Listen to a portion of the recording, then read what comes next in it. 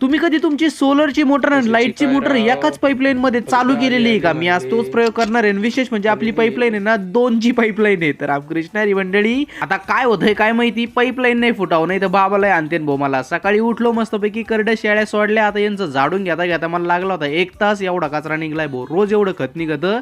सगळ्यात पहिले म्हणलं चला गाड्या कोंबड्यांना आता पहिली बाजरी टाकावं लागेल. कोंबड्यांना बाजरी टाकीत नाही तर सगळ्या शेळ्या ती बाजरी खायला आले. बाबा त्यांना काठी घेऊन सगळ्यांना बाजू काढलं आणि बाबाकडे आलो होतो, कारण की बाबा आले होते इकडे वावरात शेकुटी करायला. शेकुटी नाही, वावरातलं गचपण पेटून देत होते. म्हणलं चला गाडी सकाळ सकाळ मस्तपैकी शेकणं होईन आपलं. ते सगळं गचपण पेटून आम्ही परत घरी आलो. शेळ्यांना मुरघास टाकला, कारण की आता वावरात जायचं होतं पाणी द्यायला. आणि विशेष म्हणजे आज आपली मोटरीची पण लाईट आली होती. माझ्या डोक्यात खुरापत आली की बाबा आपण आहे ना जर 2 मोटरी एक खटीत चालू केल्या ते पण पाईपलाईन मध्ये तर काय होईल.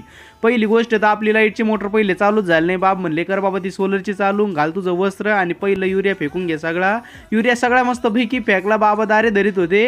आणि नंतर थोड्या वेळाने मी परत चक्कर मारायला गेलो. दोन्ही मोटर एकाच पाईपलाईन मध्ये चालू केल्या आणि पाण्याचा प्रेशर बघा भो, काय जबरदस्त पाण्याचा प्रेशर मारित होती. दोन्ही मोटर आपल्या 3च्या आहेत बरं का, पण पाण्याचा प्रेशर असा मारित होती जसं काय 7.5ची मोटर लावली आपण. मी म्हणलं नको भाऊ, पाईपलाईन बिपलाईन फुटली नाही, लय राडा होईल. वॉक बंद केला आणि पहिलं धाऱ्याकडे पळवलो. बाबाला माहिती झालं बरं का मी दोन्ही मोटर चालू केल्या, तरी बाबा मला काय म्हणले नाही. पण विषय आज झाला की बाबा थोड्या वेळाने आपल्या मोटरची लाईटीचीच लाईट गेली. आता या लाईटीला काय करावं काय माहिती. त्याच्यामुळे मी पण कंटाळलो, कॉक बंद केला मोटरीचा पाईपलाईनीचा आणि केला बाबा आपल्या सोलरचा चालू आणि घेतलं भाऊ पाणी भरून सगळं. बाबा म्हणले आता लई भूक लागलेली आहे, चला आता मस्तपैकी जाऊ आपण. चला आता आम्ही दुपारचं जेवण करतो रात्री. तर तुम्हाला भेटतो नवीन व्हिडिओमध्ये. Ta ta bye bye.